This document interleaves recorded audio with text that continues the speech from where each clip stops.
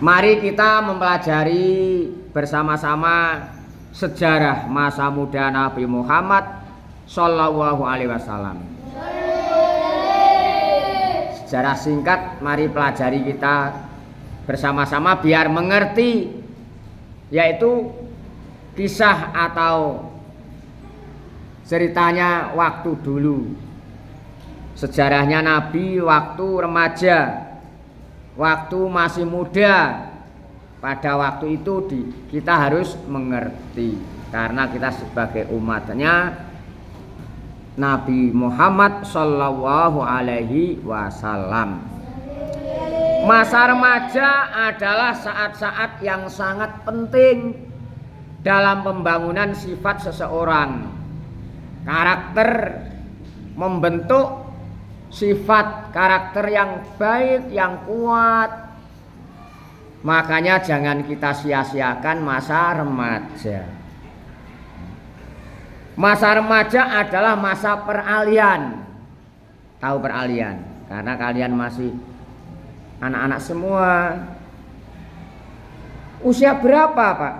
Masa remaja atau waktu remaja adalah masa peralihan antara anak-anak dan masa dewasa yang berjalan antara umur atau usia 12 sampai 21 tahun. Ini adalah masa peralihan antara anak-anak masa dewasa. Sebagai manusia, Nabi Muhammad Sallallahu Alaihi Wasallam juga pernah mengalami masa remaja. Masa remaja Nabi dilalui dalam sebuah lingkungan yang sangat baik. Walaupun Nabi melewati masa remajanya tanpa didampingi kedua orang tuanya. Mengapa? Karena Nabi Muhammad ini adalah sudah yatim. Nabi Muhammad waktu lahir sudah keadaan yatim, sudah meninggal ayahnya yang namanya Abdullah. Belum sampai dewasa, ibunya meninggal atau wafat. Makanya Nabi Muhammad pada waktu itu masa peralihan remaja tidak didampingi kedua orang tuanya. Siapa? Ayahnya yang namanya Abdullah, ibunya Siti Aminah telah tiada berdua. Nabi Muhammad dalam keadaan yatim piatu. Kalau sudah tidak berayah namanya yatim, kalau ibunya tidak ada, keduanya namanya yatim piatu. Yatim piatu adalah sudah tidak berayah dan tidak beribu. Makanya masa remaja kalian jangan disia-siakan. Masa remaja kalian adalah menentukan ke depannya. Karena membangun karakter atau sifat dan menampung beberapa ilmu pengetahuan. Segala-galanya. Masalah kecerdasan dan dibangun dalam masa remaja. Antara usia termasuk peralihan remaja, peralihan anak-anak dan dewasa antara 12 tahun ke sampai 21 tahun. Maka dimanfaatkan yang sebaik-baiknya.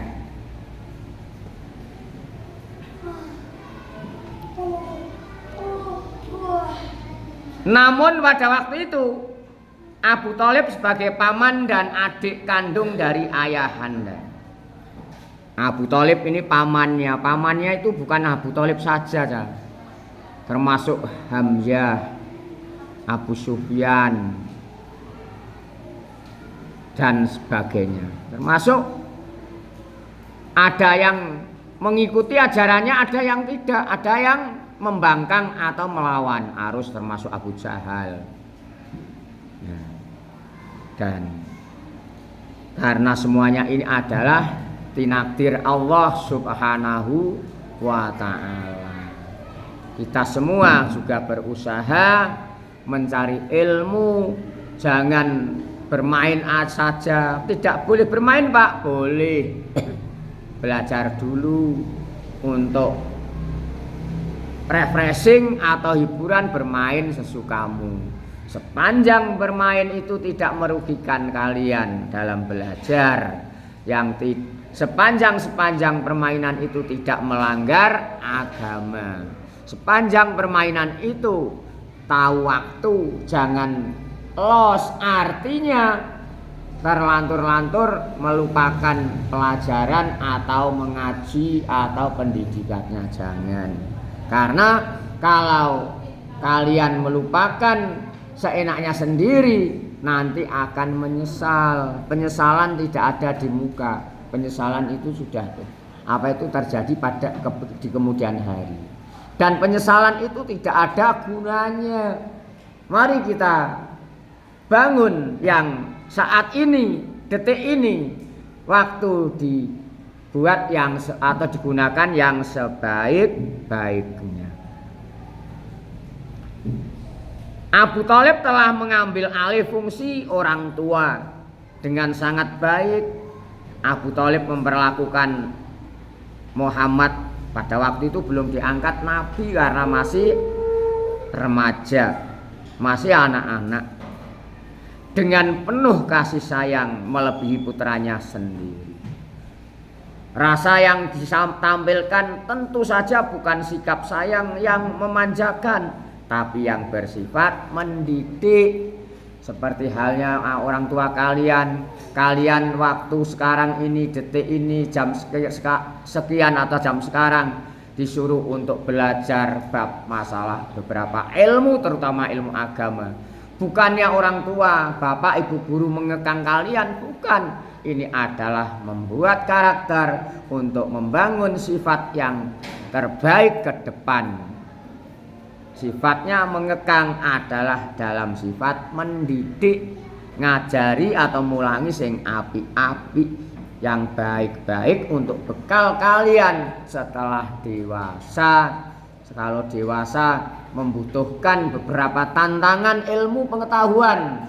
Tantangan kalian tidak seperti di zaman sekarang, masa kecilmu ini. Lebih berat ke depannya.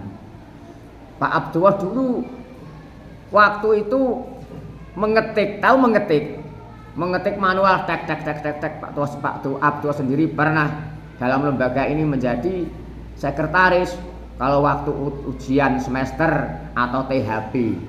Dulu itu namanya THB, tes hasil belajar.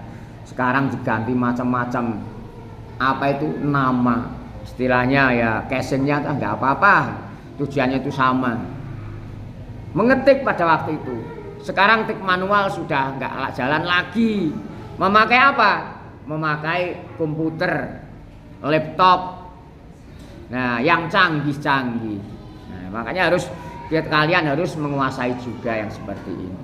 Ini pengalaman Pak Abdullah sendiri demikian. Nah, maka Pak Abdullah sendiri juga harus mau belajar dengan ilmu yang sekarang dipraktekkan pada zamannya. Mungkin di zaman kalian besok tidak usah berpegang tangan, langsung suara bisa masuk dengan sendirinya di dalam komputer, langsung menjadi print-printan. Kemungkinan bisa juga, bahkan lebih canggih lagi. Dulu zaman 80-an belum ada TV. Apa TV ta? Televisi. TV ku gambar, televisi ku jauh, gambar jarak jauh artinya. Hanya hitam putih mulai tahun 87 88 terus 90-an mulai banyak TV swasta dan sebagainya. Dulu hanya TVRI saja. Ini namanya menurut perkembangan zamannya, atau perkembangan zaman itu pesat sekali. Tapi kita jangan terkecoh.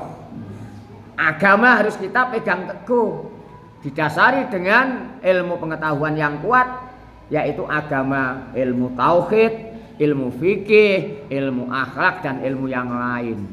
Pondasi ini kalau sudah kuat, di mana saja tidak akan tergoyahkan walaupun badai bentuk apapun. Apa Pak yang dinamakan ilmu tauhid? Nah, saya sempalkan di situ.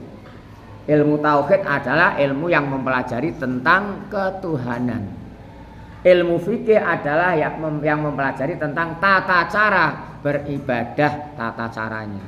Ilmu akhlak adalah yang mempelajari akhlak, adab, sopan santun, ramah tamah dan sejenisnya yang baik-baik. Ini kita harus mengerti.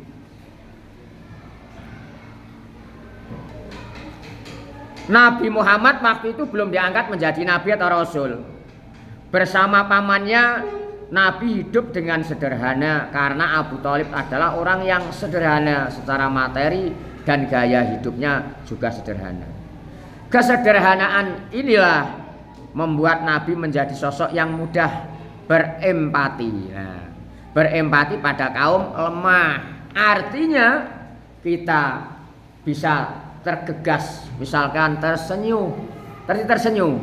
Kalau ada orang yang sedang membutuhkan, lebih-lebih kebutuhannya kurang, kita harus membantu menurut kemampuannya. Mengapa Pak? Orang yang serba kekurangan itu susah. Makanya kita kalau diberi kelebihan rezeki harus tahu diri, mendermakan sebagian harta atau rezeki yang telah diberikan kepada kita kepada yang membutuhkan. Jangan sombong, ojo sombong melete. Nak cara wong kene melete, nak wong cara nih Pak Abdul Semarang kono kemlinti. Ojo adikang adikung adikuno. Ojo krana wah ngendelno kekuatane kekuasaane gak oleh. Iku adalah pelanggaran agama. Kita sesama manusia harus sopan santun, ramah tamah, saling memberikan pertolongan, saling memberikan kebersamaan, memberikan apa yang dibutuhkan, termasuk saling menasihati dalam kebenaran dan kesabaran. Karena kesabaran itu adalah modal utama. Semuanya membutuhkan sabar. Kalian sekolah atau mengaji mencari ilmu harus membutuhkan waktu sabar. Sabar bagaimana? Waktunya itu tidak hanya sekedar, tapi membutuhkan waktu yang lama. Ya. Termasuk mencari ilmu membutuhkan biaya juga, waktu yang lama, harus mengikuti guru, bapak, ibu guru dan sebagainya. Kita harus senang, continue, belajar terus menerus atau istiqomah. Ini diantaranya membutuhkan kesabaran. Semuanya kunci kesuksesan adalah bikin sabar, modalnya sabar dan sebagainya. Makanya Nabi sendiri mudah berempati pada orang lain yang sedang membutuhkan. Bagi orang yang miskin, orang yang fakir. Apa Pak orang fakir, orang miskin, fakir? Nah, adalah termasuk orang yang serba kekurangan. Terus punya pekerjaan tapi masih kurang untuk memenuhi kebutuhan keluarga. Itu namanya masih membutuhkan uluran yang lain. Fakir. Kalau miskin punya pekerjaan tapi kurang. Kalau fakir Pak sudah punya pekerjaan tetap dan sebagainya, sudah usaha maksimal masih kurang. Lah ini butuh uluran pada orang-orang yang lebih rezekinya. Dan pinggirkan misalkan orang yang sedang lemah, dalam keadaan lemah apanya Pak? Baik ekonominya, baik ilmunya, baik segalanya harus kita bantu dan kita arahkan untuk memanfaatkan ini yang kita berikan kepada mereka, baik berupa ilmu, tenaga, ya termasuk harta benda yang kita miliki, semuanya itu adalah menjadi sedekah. Sedekah berupa benda materi, bisa lewat lewat memberikan arahan atau pengetahuan, ilmu diberikan pada orang lain juga sedekah. Karena kok ini bukan hanya memberikan harta, uang dan sebagainya. Mengajar itu juga menyedekahkan ilmunya. Mendapat pahala dengan catatan lillahi ta'ala, semata-mata mencari ridhonya Allah. Jadi sekali lagi, yang namanya rizki itu bukan materi, bukan harta kekayaan bisa dilihat oleh indera manusia saja. Rizki itu bentuknya macam-macam. Ada yang bentuk sabar, penerimaan, syukur, ilmu pengetahuan, termasuk iman Islam. Nah, ini rizki semua. Tapi nikmat itu termasuk berupa nikmat juga. Nikmat yang terbesar adalah iman Islam. Terus kita harus bersyukur yang paling hebat, yang paling besar, menjalankan perintah-perintahnya Allah dan menjauhi larangan-larangannya. Nabi juga dikenal aktif dalam kehidupan sosial dan dikenal sebagai pekerja keras. Itu waktu masih kecil, masih remaja. Sudah usia sekian berusaha untuk mandiri dan sebagainya. Nabi melakukan pekerjaan yang biasa dikerjakan oleh mereka yang sebaya. Menurut sebaya umurnya, bila tiba bulan-bulan suci, kadang Nabi tinggal di Makkah dengan keluarga, kadang pergi bersama mereka ke tempat-tempat yang berdekatan dengan Ukas, Madinah dan Zulmajas. Ini nama kota. Mendengarkan apa sajak-sajak yang dibawakan oleh penyair-penyair hebat. Karena tradisi orang Arab waktu dulu ada penampilan atau termasuk atraksi atau ya dikumpulkanlah, kalau sekarang dilombakan atau adu kemenangan syair. Waktu itu syair itu lagu-lagu syair Arab di pasar mana? Ukas, Madinah dan Zulmajas. Makanya Al-Quran sendiri itu kan seperti syair-syair, sajaknya dalam bawahnya itu seperti dalam surat Ikhlas, Al-Ikhlas itu Qul huwallahu ahad, Allahus somad, lam yalid, lid sak terusé. Ini karena pada masa itu karena terkenalnya dengan syair. Makanya Al-Quran ini diantara salah satu mukjizat Nabi yang terbesar, masih sepanjang masih kita rasakan sebagai segala sumber hukum. Itu mukjizat Nabi yang paling besar menurut keadaan zaman waktu itu. Ada yang mukjizatnya itu bisa menyembuhkan orang sakit dan menghidupkan orang mati. Nah, itu juga ada. Ada nabi yang tongkatnya dilempar menjadi ular. Nah, kan ada kalian nabi-nabi yang lain. Ini adalah tergantung menurut keadaan zamannya. Sekarang perilaku atau ya apa yang dikerjakan Nabi Muhammad Shallallahu Alaihi Wasallam, beberapa aktivitas dalam kehidupan masa remajanya yang tercatat sejarah, diantaranya apa? Diantaranya perjalanan ke negara Syam, menjadi istilahnya pengembala kambing. Waktu itu mengembala kambing milik kerabatnya sendiri dan orang-orang Mekah, meninggalkan tradisi buruk, ikut perang Fujar. Ini diantaranya ya aktivitas yang pernah dialami nabi-nabi waktu remajanya. Makanya kita harus hati-hati dalam sifat-sifat keremajaan atau masa kecil ini diarahkan orang tua, karena orang tua ini adalah harapannya adalah untuk membangun, mencetak, menjadikan anak yang soleh-solehah. Khairun nas anfa'uhum linnas. Semoga kita semua menjadi anak yang soleh-solehah. Allahumma amin. Khairun nas anfa'uhum linnas. Allahumma amin. Mendapatkan ridho Allah subhanahu wa ta'ala. Amin ya robbal alamin.